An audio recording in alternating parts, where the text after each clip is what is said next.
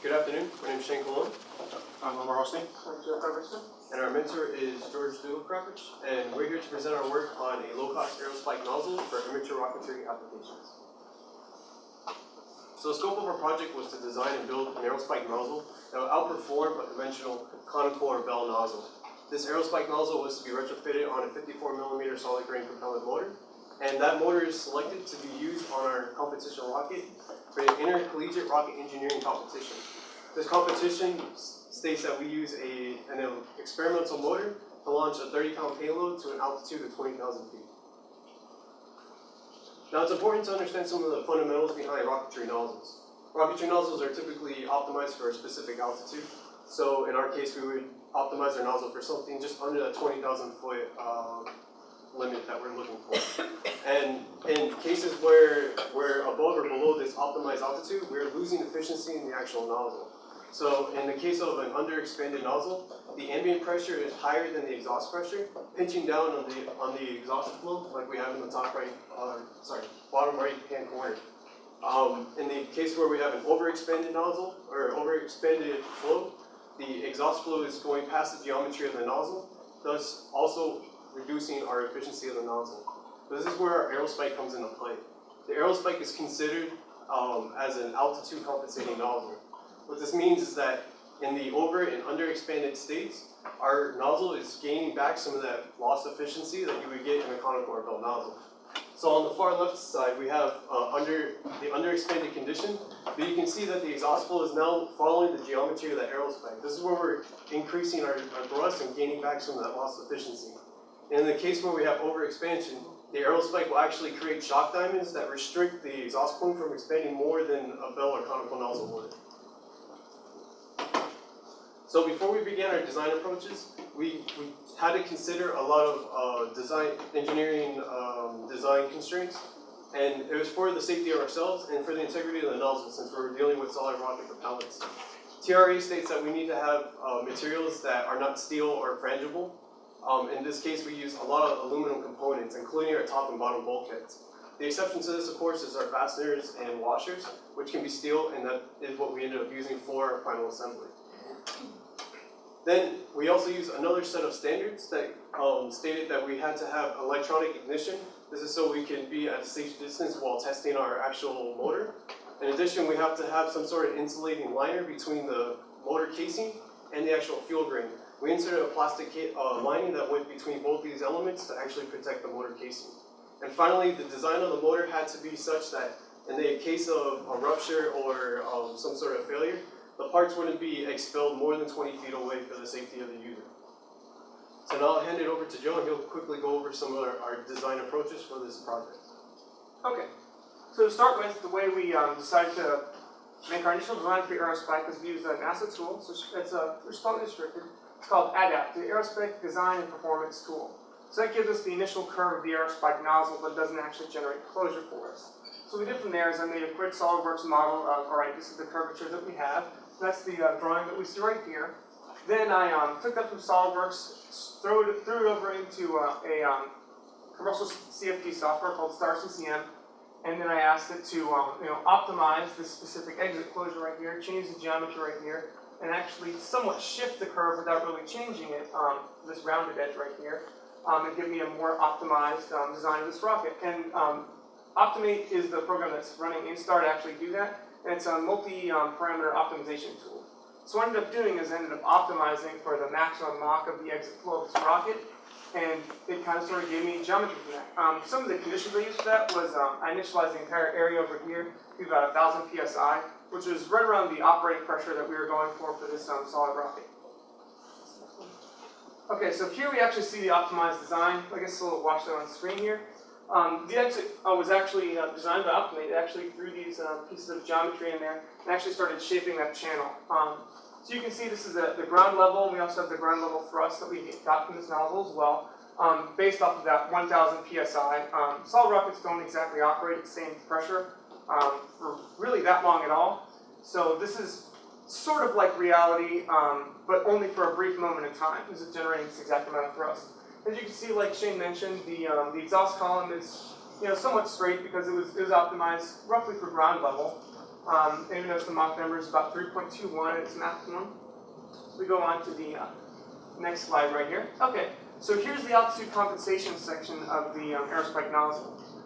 Due to mostly cost constraints, it's not really practical for a senior team like us to pay for using a vacuum chamber, although we know there is one over at Pratt, just about an hour from here. So we actually were just doing a simple ground test of this engine, so we're actually expecting to get the results that we kind of saw on the previous slide. But this is what we expect the aerospike nozzle to actually do if we do get it up to some of these altitudes. So you can see it's expanding, but the expansion is restricted, so you see some really nice shock waves appearing right here. And also the maximum Mach number is actually increased because, again, as you lower the pressure, your speed of flow actually increases. So here's one of the programs that we also used in conjunction. When you talk about fixed mass flow, it's fairly easy to design some of these components in CFD, but as soon as you move over to a shifting mass flow, which all solid rockets have, it becomes a lot more difficult to somewhat design these. So this is actually a program that's made using some chemistry coefficients from the actual propellants that we use, because those actually change how much gas they generate based off of the pressure and the amount of heat that they're under at the moment. So this has our manufactured propellant actually provided thermochemical data for our propellant at pressure that actually goes in this thrust curve right here.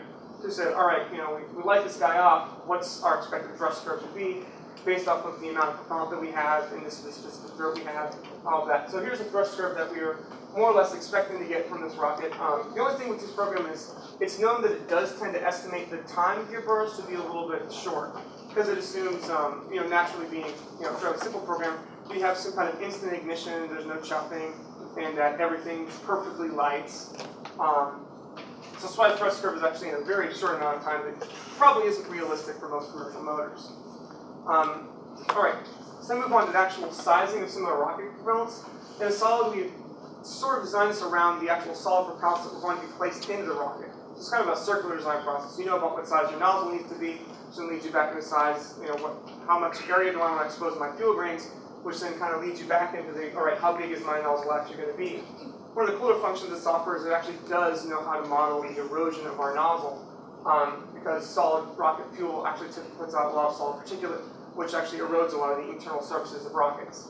One of the more important features of to note on here is that the change in KN number, which is the ratio of how much burning surface area we have inside the solid itself, and the amount of mass that's actually being restricted by the throat, actually does change with time, because it's very difficult in solids, again, to keep a constant burning area and thus a constant mass flow throughout the entirety of the rocket. And that gives us around 1,000 to 1,800 psi as our actual chamber pressure with shifting KN to prevent burning. So using these simulations, we were able to determine that aerospike would be the most practical means of going about designing an altitude compensating nozzle. There's other nozzles such as a dual bell nozzle or expansion deflection nozzle, but this requires external hardware, which wasn't practical for our applications. In addition, we saw that the simulations show that the nozzle does have some altitude compensation. We are gaining thrust as the rocket continues to go upwards. And in addition, we can take this nozzle and actually taper the end so that we can reduce the drag on our launch vehicle, which is our overall goal for this project. Which brings me into my next point for the launch vehicle.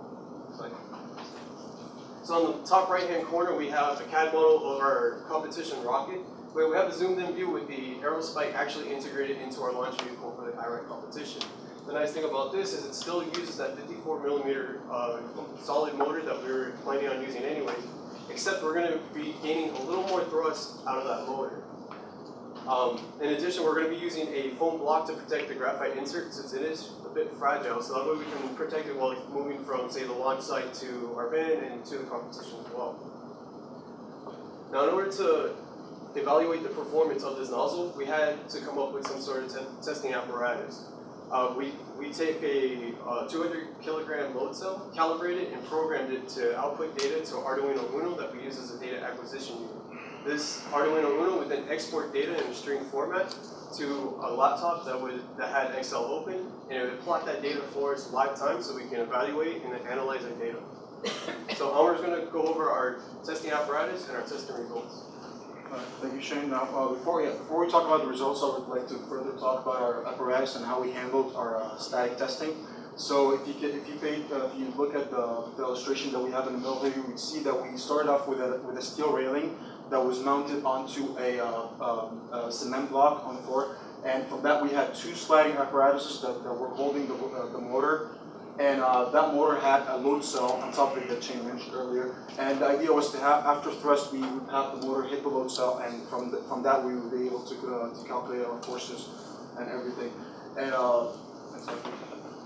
So yeah, after a 0.5 second startup timing for our electrical igniter, we actually faced a catastrophic event at a T plus 1 second, and then we had a complete disassembly at T plus 2.3 seconds. And if you look at the picture that we have in the background here, you can see one of the few pictures that we have of the full thrust going on that Joe mentioned earlier from our air spike. Now, this is a picture of what happened after the construct event. You can see it over here. And when we went through further analysis to see what happened, we actually discovered that our combustion chamber, the combustion casing, was overpressurized. We had a 3,000 psi, and as Joe mentioned earlier, this is pretty high, so we usually needed 1,000 about average. And when we further investigated, we found that one of the fuel grains that we had in our casing had a crack on it.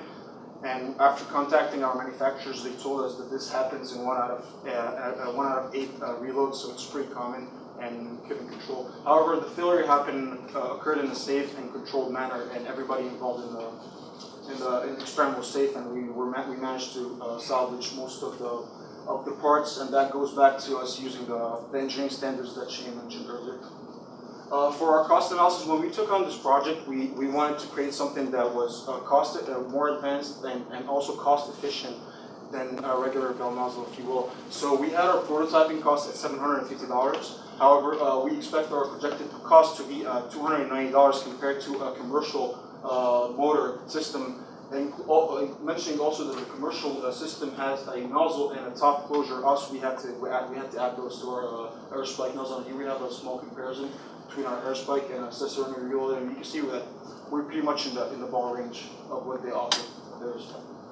Yeah, for our timing for our Gantt chart, we were pretty successful. When we started our project in January, we designed conceptualization, and then we had our static testing in November, so it was pretty much successful on what we put for ourselves. And for our global design elements, we had to incorporate a lot of pictures and use different languages in our assembly guide, because as you all know, rocketry is now a global hobby, and a lot of people are taking on rockets. So we try to make it as easy as possible for everybody to understand what we were aiming for. We also had to use SI units in our design, and we had to incorporate the motor design standards for our design as well. And finally, for our future work, we are hoping to compete in Iraq in 2017. We still have some static ground testing to work on, and we also have to do some hardware integration and some flight verifications before we start those ground testings. And that's it for our project. I would like to thank everybody for listening and open the floor for questions.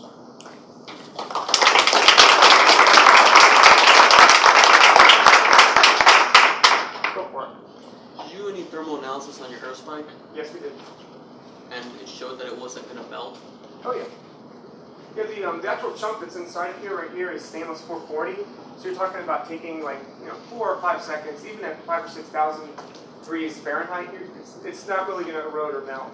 We actually did another analysis on this as well. It was a Lagrangian study of solid particles. And basically what we're looking for is, you can go to that one.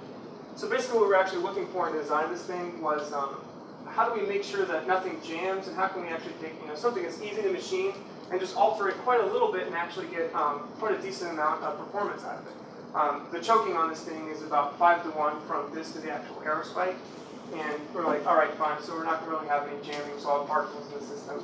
There's just not enough time for that heat transfer to actually come and melt this.